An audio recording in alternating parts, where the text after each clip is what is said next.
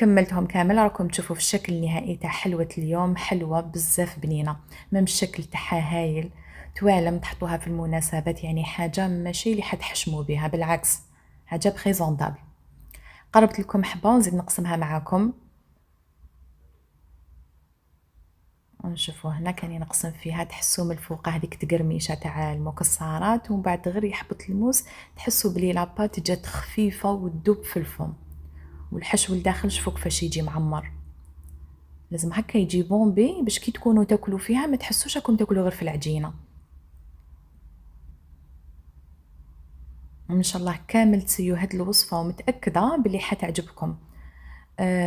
ما تبدلوا والو في الوصفه باش تنجحوا فيها، وتبعوا كامل النصائح اللي عطيت لكم، وعلى بالي راكم حتفرحوا بالنتيجه. ودوكا ما بقى لي غير نقول لكم تهلاو في روحكم، ونتلاقاو ان شاء الله في وصفات اخرى. مع السلامه.